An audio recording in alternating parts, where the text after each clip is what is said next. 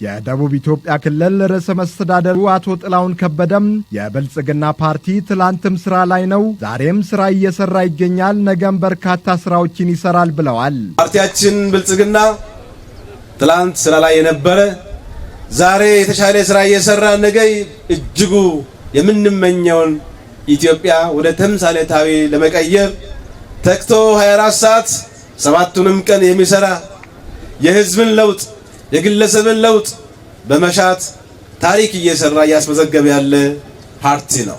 ተምሳሌታዊ ሀገር ለማድረግ የጀመርነው ጉዞ በእናንተ በአባላትና በድጋፊዎቻችን ብልጽግናን መርጠን የተሻለችን ሀገር የተሻለችን ክልል የተሻለን ዞን ከፍ ለማድረግ የጀመርነው ለማስቀጠል ምርጫችን ብልጽግና ሊሆን ይገባል። ብልጽግና በሀገሪቱ ብሎም በክልላችን የሚታይና የሚጨበጥ ስራ ሰርቷል። ለዚህም የጋሞ ዞንና የአርባ ምንጭ ከተማ ሕያው ምስክሮች ናቸው ብለዋል። ታሪካዊ ጠላቶቻችን ከውጭም ከውስጥም ካሉ ባዳዎችና ባንዳዎች እኛን ለማፍረስ ለማበጣበጥ ቢፈልጉም እጅ ሳንሰጥ በብቃት በትጋት ከፈጣሪ ጋር ሆነን በእጅጉ አመርቂ ስኬቶችን አስመዝግበን ዛሬ ላይ እንገኛለን። ምርጫው በእጅጉ ሰላማዊ በሆነ መንገድ በእኛ በጋሞ ዞን በእኛ ክልል ምንም አይነት ኮሽታ በምርጫ ምክንያት ሰው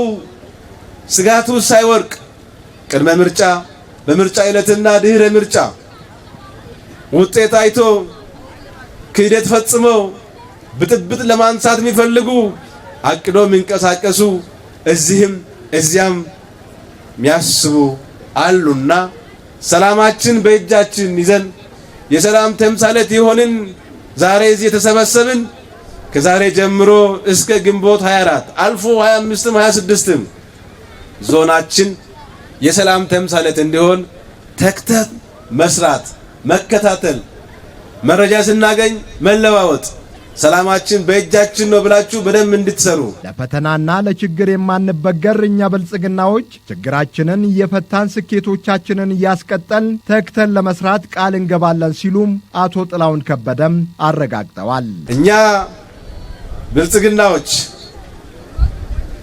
ለፈተና ማንበገር ለችግር ማንበገር መላው ህዝባችንን ይዘን አቅማችንን ለይተን ፈተናን ወደ እድል ቀይረን ኢትዮጵያን ወደ ተምሳሌታዊ ደቡብ ክልልን ወደ ተምሳሌታዊ ጋሞ ዞንን ወደ ተምሳሌታዊ ዞን ለመቀየር ከመላው ህዝባችን ጋር አንድ ሆነን ተባብረን ተጋግዘን የጀመርነው ልማት የጀመርናቸው የመልካም አስተዳደር ጥያቄዎችን እየፈታን ዜጋ ተኮር ስራዎችን ለማሳካት ወደፊት ጉዟችንን የበለጠ ለማስቀጠል አዳዲስ ኩነቶችን እያሳየን አካባቢያችን ለመቀየር ከናንተ ጋር ሆነን ለመስራት በድጋሚ ፈጣሪ ይርዳን።